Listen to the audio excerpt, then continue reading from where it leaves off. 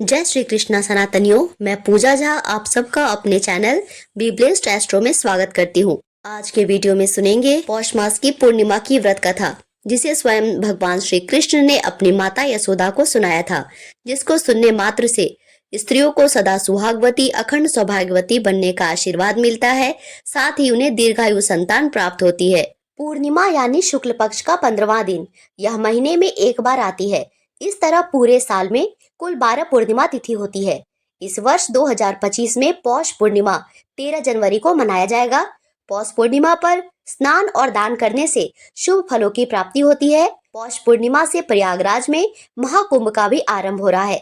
इस दिन किसी पवित्र तीर्थ स्थान पर स्नान करने से मनुष्य पाप मुक्त होता है और जीवन में धन सुख समृद्धि आती है। सनातन धर्म में कोई भी व्रत और उपवास व्रत कथा के बिना अधूरा माना जाता है।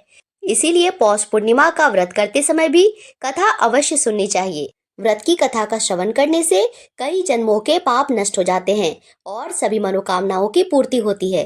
तो आज हम सभी अपनी अपनी मनोकामना पूर्ति के लिए और भगवान के आशीर्वाद की कामना करते हुए आज की इस दिव्य कथा का श्रवण करेंगे। तो आइए पौष पूर्णिमा की परम पावन और दिव्य कथा का पूरा श्रवण करते हैं। प्रेम से बोलिए श्री लक्ष्मी नारायण भगवान की जय। एक बार एक ब्राह्मण देवता थे।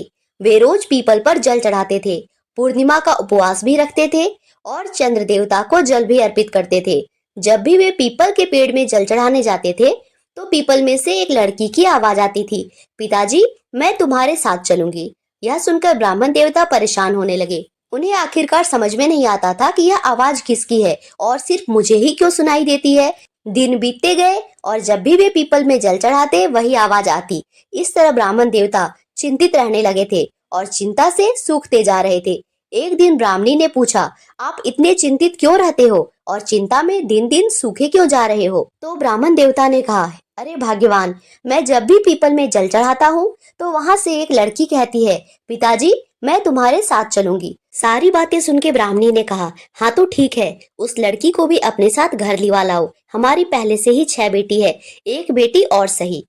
दूसरे दिन ब्राह्मण देवता उस लड़की को अपने साथ घर ले गए और माँ ने उस लड़की का नाम पावनी रखा। सभी उसे पावनी बुलाने लगे। उस दिन जब ब्राह्मण देवता आटा मांगने गए तो उन्हें थैला भर भर कर आटा मिला।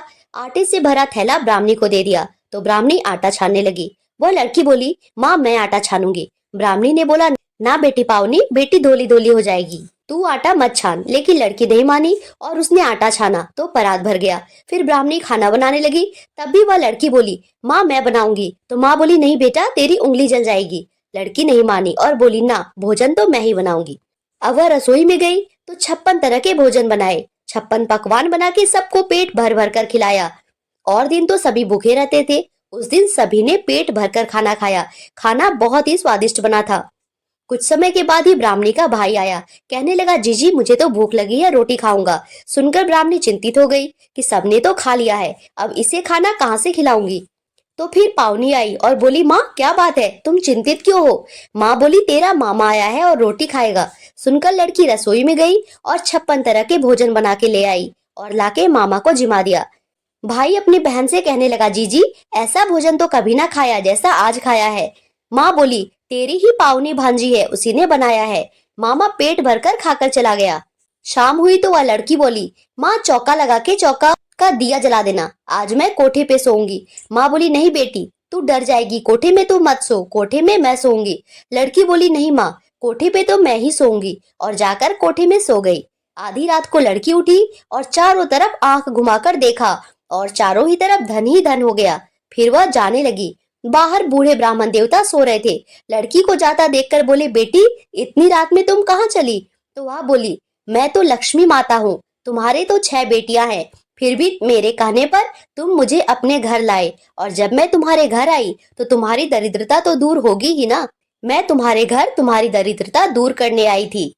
ऐसा कहकर वह लड़की आशीर्वाद देकर चली गई। सवेरे उठकर सभी लोग उन्हें ढूंढने लगे, पावनी बेटी कहाँ गई, पावनी बेटी कहाँ गई। तो ब्राह्मण देवता बोले, वे तो साक्षात माँ लक्ष्मी थी, जिसने हमारा घर अन्न और धन से भर दिया, हमारी सारी दरिद्रता दूर कर गई। जैसे लक्ष्मी माता ने उस ब्राह्मण देवता की दरिद्रता दूर करी और उनका घर अन्न और धन से भर दिया, वैसे ही सबकी भरना। हे लक्ष्मी माता, इस कथा को कहने सुनने और हुंकारा भरने वाले सभी के घर धन के भंडार से भर देना। प्रेम से बोलिए लक्ष्मी माता की जय। प्रिय श्रोताओं, अब पूर्णिमा व्रत की कथा सुनते हैं। द्वापर युग में एक समय की बात है कि यशोदा जी ने कृष्ण जी से कहा, हे कृष्ण, तुम सारे संसार के उत्पन्न करता, पोषण और संहार करता हो। आज कोई ऐसा व्रत मुझसे कहो जिसको करने से मृत्युलोक में स्त्रियों को विधवा होने का भय न रहे और यह व्रत सभी मनुष्यों की मनोकामना पूर्ण करने वाला हो। श्री कृष्ण कहने लगे, हे माता, तुमने अति सुंदर प्रश्न किया है। मैं तुमसे ऐसे ही व्रत को सविस्तार कहता हूँ। सौभाग्य की प्राप्ति के लिए स्त्रियों को द्वांत्रिशत अर्थात 32 पूर्णिमाओं का व्रत करना चाहिए। इस व्रत को करने से स्त्रियों को सौभाग्य की संपत्ति मिलती है। यह व्रत अचल सौभाग्य को देने वाला और भगवान शंकर के प्रति मनुष्य मात्र की भक्ति को बढ़ाने वाला है। यशोदा जी कहने लगी, हे कृष्ण, सर्वप्रथम इस व्रत को मृत्युलोक में किसने किया था? इसके विषय में विस्तार पूर्वक कहो। श्री कृष्ण कहने लगे, इस भूमंडल पर एक अत्यंत प्रसिद्ध राजा चंद्रहास से पालित अनेक प्रकार के रत्नों से परिपूर्ण कार्तिका नाम की एक नगरी थी। वहां पर धनेश्वर नाम का एक ब्राह्मण था और उसकी पत्नी अति सुशील और रूपवती थी। दोनों ही उस नगरी में बड़े प्रेम से रहते थे। घर में धन धान्य की कोई कमी नहीं थी, लेकिन उन्हें एक बड़ा दुख था, उनके कोई संतान नहीं थी। इस दुख से वे अत्यंत दुखी रहते थे। एक समय एक बड़ा तपस्वी योगी उस नगरी में आया। वह योगी उस ब्राह्मण के घर को छोड़कर अन्य सभी घरों में भिक्षा लाकर भोजन किया करता था। एक दिन वह योगी रूपवती से भिक्षा न लेकर किसी दूसरे घर से भिक्षा लेकर गंगा किनारे जाकर भिक्षा से मिले अन्न को प्रेम पूर्वक खा रहा था कि धनेश्वर ने योगी का यह सब कार्य किसी प्रकार से देख लिया। अपनी भिक्षा के अनादर से दुखी होकर धनेश्वर योगी से बोला, महात्मा, आप सभी घरों में भिक्षा लेते हैं किंतु मेरे घर की भिक्षा नहीं लेते, इसका क्या कारण है? तब योगी ने कहा, निसंतान के घर की भीख पतितों के अन्न के समान होती है। जो पतितों का अन्न खाता है वह भी पतित हो जाता है। क्योंकि तुम निसंतान हो, इसीलिए पतित हो जाने के भय से मैं तुम्हारे घर की भिक्षा नहीं लेता। धनेश्वर यह बात सुनकर अत्यंत दुखी हुआ और हाथ जोड़कर योगी के पैरों में गिर पड़ा और विनीत स्वर में कहने लगा, हे महात्मा, अगर ऐसा है तो आप ही मुझे पुत्र प्राप्ति का कोई उपाय बताइए। आप तो सब कुछ जानने वाले हैं, मुझ पर इतनी कृपा अवश्य कीजिए। धन की मेरे घर में कोई कमी नहीं है, किंतु कोई पुत्र ना होने के कारण मैं अत्यंत दुखी हूँ। आप मेरे इस दुख को दूर कीजिए। यह सुनकर योगी कहने लगा, हे ब्राह्मण, तुम देवी चंडी की आराधना करो। फिर घर आकर उसने अपनी पत्नी से सारा वृतांत कहा और खुद तपस्या करने के लिए वन में चला गया। वन में जाके उसने देवी चंडी की उपासना की और देवी चंडी ने 16वें दिन उसको सपने में दर्शन दिए और कहा, हे धनेश्वर, जा, तेरा पुत्र होगा, लेकिन उसकी आयु सिर्फ 16 वर्ष होगी। 16 वर्ष की आयु में उसकी मृत्यु हो जाएगी। अगर तुम दोनों स्त्री और पुरुष 32 पूर्णिमाओं का व्रत करोगे तो वो दीर्घायु हो जाएगा। जितनी तुम्हारी सामर्थ्य हो उतने आटे के दिए जलाकर शिव जी का पूजन करना, लेकिन पूर्णमासी 32 होनी चाहिए। सुबह होते ही तुम्हें इस स्थान के पास एक आम का पेड़ दिखाई देगा। उस पर चढ़कर एक फल तोड़कर अपने घर ले जाना। अपनी स्त्री को इस व्रत के बारे में बताना। सुबह स्नान होने के बाद जब वह स्वच्छ होकर शंकर जी का ध्यान करके उस फल को खा लेगी, तब भगवान शंकर की कृपा से उसको गर्भ ठहर जाएगा। जब ब्राह्मण सुबह उठा तो उसे उस स्थान पर आम का पेड़ दिखाई दिया और वह फल तोड़ने के लिए चढ़ा, लेकिन उस पेड़ पर तो कोई फल ही नहीं थे। यह देखकर उसे बड़ी चिंता हुई। उसने भगवान गणेश की उपासना की और कहा, हे दयानिधे, अपने भक्तों के विघ्नों का नाश करके उनके मंगल कार्य को करने वाले, दुष्ट का नाश करने वाले, रिद्धि सिद्धि देने वाले, कृपया आप ऐसी कृपा करें कि मेरी मनोकामना पूरी हो सके और मैं इस पेड़ से फल ले जाकर अपनी पत्नी के पास पहुंच सकूं। भगवान गणेश ने उसकी प्रार्थना स्वीकार कर ली और फिर उसे कुछ ऊंचाई पर एक आम का फल दिखाई दिया। ब्राह्मण किसी तरह उस पेड़ पर चढ़ा और उस फल को लेके अपनी पत्नी के पास पहुंचा। उसकी पत्नी ने अपने पति के कहे अनुसार उस फल को खाया और वह गर्भवती हो गई। देवी की कृपा से उसे बहुत सुंदर पुत्र पैदा हुआ।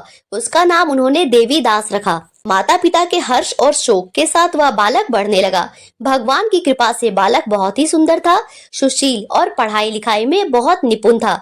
दुर्गा जी के कथनानुसार उसकी माता ने 32 पूर्णमासी का व्रत रखा। जैसे ही 16वां वर्ष लगा, दोनों पति पत्नी बहुत दुखी हो गए, कहीं उसके पुत्र की मृत्यु ना हो जाए। उन्होंने सोचा कि अगर उनके सामने यह सब हुआ तो कैसा होगा, वे देख नहीं पाएंगे। तभी उन्होंने देवीदास के मामा को बुलाया और 1 वर्ष के लिए देवीदास को काशी में पढ़ने के लिए भेज दिया। 1 वर्ष के बाद उसे वापस लेकर आना, ऐसा कहकर देवीदास को उसके मामा के साथ एक घोड़े पर सवार होकर भेज दिया। उसके मामा को भी यह बात पता नहीं थी। दोनों पति पत्नी ने 32 पूर्णमासी का व्रत पूर्ण किया। दूसरी तरफ मामा और भांजा दोनों रात गुजारने के लिए रास्ते में एक गांव में रुके। उस दिन उस गांव में ब्राह्मण की कन्या का विवाह होने वाला था। जिस धर्मशाला में वर और बारात के बाकी लोग रुके थे, उसी धर्मशाला में देवीदास और उसका मामा ठहर गए। उधर कन्या को तेल आदि चढ़ने के बाद जब लग्न का समय आया तो वर की तबीयत खराब हो गई। वर के पिता ने अपने परिवार वालों से विचार विमर्श करके कहा कि यह देवीदास मेरे पुत्र के जैसा ही है, मैं इसके साथ ही लगन करा दूं। बाद में बाकी सारे काम मेरे बेटे के साथ पूरे हो जाएंगे। ऐसा कहने के बाद वर के पिता देवीदास को मांगने के लिए उसके मामा के पास गए और उन्हें सारी बात बताई। मामा ने कहा कि कन्यादान में जो भी कुछ मिलेगा वे हमें दे दिया जाएगा। वर के पिता ने सहर्ष स्वीकार कर लिया। इसके बाद देवीदास का विवाह कन्या के साथ संपन्न हो गया। उसके बाद वह अपनी पत्नी के साथ भोजन न कर सका और मन में विचार करने लगा कि न जाने यह किसकी पत्नी होगी। यह सोचकर उसकी आंखों में आंसू आ गए। तब वधू ने पूछा कि क्या बात है, आप क्यों उदास हैं? तब उसने सारी बातें पत्नी को बता दी। तब कन्या कहने लगी, यह ब्रह्म विवाद के विपरीत है। अब आप ही मेरे पति हैं और मैं आपकी पत्नी, किसी अन्य की कभी नहीं हो सकती। तब देवीदास ने कहा, ऐसा मत करिए, क्योंकि मेरी आयु बहुत कम है, मेरे बाद आपका क्या होगा? लेकिन उसकी पत्नी नहीं मानी, बोली, स्वामी आप भोजन कीजिए, और दोनों रात में सोने के लिए चले गए। सुबह देवीदास ने पत्नी को 4 नगों से जड़ी एक अंगूठी दी और एक रुमाल दिया और कहा, प्रिय इसे लो और इसे संकेत समझकर स्थिरचित हो जाओ। मेरे मरण और जीवन जानने के लिए एक पुष्प वाटिका बना लो, उसमें सुगंधी वाली एक नव मल्लिका लगा लो, उसको प्रतिदिन जल से सींचा करना और आनंद के साथ खेलो कूदो। जिस समय और जिस दिन मेरा प्राणांत हो जाएगा, उस दिन यह फूल सूख जाएंगे और जब यह फिर से हरे भरे हो जाए तो जान लेना मैं जीवित हूँ। यह समझाकर वह वहां से चला गया। उसके बाद जब वर और बाकी बाराती मंडप में आए तो कन्या ने उसे देखकर कहा कि ये मेरा पति नहीं है, मेरा पति वह है जिसके साथ रात में विवाह हुआ है, इसके साथ मेरा विवाह नहीं हुआ है। अगर यह वही है तो यह बताए कि मैंने इसे क्या दिया है और साथ ही कन्यादान के समय को जो आभूषण मिले उन्हें दिखाए। कन्या की यह सारी बातें सुनकर वह कहने लगा, मैं यह सब नहीं जानता। इसके बाद सारे बारात भी अपमानित होकर लौट गए। भगवान कृष्ण बोले, हे माता, इस प्रकार देवीदास काशी चला गया। कुछ समय जब बीता तो एक सर्प उसको डसने के लिए वहां आया, लेकिन वह उसको काट नहीं पाया क्योंकि उसकी माता ने पहले ही 32 पूर्णिमा का व्रत पूर्ण कर लिया था। इसके बाद खुद काल वहां पहुंचा। भगवान की कृपा से तभी वहां माता पार्वती और भगवान गणेश आ गए। देवीदास को मूर्छित दशा में देखकर माता पार्वती ने भगवान शिव से प्रार्थना की, हे भगवान, इस बालक की माता ने तो पहले ही 32 पूर्णिमा के व्रत पूर्ण कर लिए हैं, अब आप इसको प्राण दान दीजिए। भगवान शिव ने माता पार्वती के कहने पर उसे प्राण दान दे दिया। उधर उसकी पत्नी उसके काल की प्रतीक्षा कर रही थी। उसकी पत्नी ने जाकर देखा कि पुष्प और पत्र दोनों ही नहीं है। उसको बड़ा आश्चर्य हुआ। जब उसने देखा कि पुष्प वाटिका फिर से हरी हो गई तो वह समझ गई कि उसका पति जिंदा है। इसके बाद वह बहुत ही प्रसन्न होकर अपने पिता से कहने लगी, मेरे पति जीवित हैं, उनको ढूंढिए। जब 16वां वर्ष बीत गया तो देवीदास भी अपने मामा के साथ काशी से चल दिया। इधर उसकी पत्नी के परिवार वाले उसे ढूंढने के लिए जा ही रहे थे कि उन्होंने देखा कि देवीदास और उसका मामा उधर ही आ रहे हैं। उसको देखकर उसके सास ससुर बहुत प्रसन्न हुए और उसे अपने घर ले आए। वहां सारा नगर इकट्ठा हो गया और कन्या ने भी उसे पहचान लिया। देवीदास ने इसके बाद अपनी पत्नी और मामा को साथ लेकर वहां से विदा लिया। उसके ससुर ने भी उसे बहुत सारा धन दहेज में दिया। जब वह अपने घर की तरफ चला तो उसके माता पिता को लोगों ने खबर कर दी, तुम्हारा पुत्र देवीदास अपनी पत्नी और मामा के साथ आ रहा है। ऐसा समाचार सुनकर पहले तो उन्हें विश्वास ही नहीं हुआ, लेकिन जब देवीदास आया और उसने अपने माता पिता के पैर छुए तो देवीदास के माता पिता ने उसे सीने से लगा लिया और प्रेम से रोने लगे। दोनों के आने की खुशी में धनेश्वर ने बहुत दान दक्षिणा ब्राह्मणों को दी और उन्होंने अपने बहू का भी स्वागत किया। श्री कृष्ण जी कहते हैं, इस प्रकार धनेश्वर को 32 पूर्णिमा के व्रत के प्रभाव से संतान की प्राप्ति हुई और वो संतान दीर्घायु भी हुई। जो स्त्रियां इस व्रत को करती है वह जन्म जन्मांतर तक वैधव का दुख नहीं झेलती, वह सदैव सौभाग्यवती रहती है। यह मेरा वचन है। यह व्रत संतान देने वाला है और सभी मनोकामना को पूर्ण करने वाला है।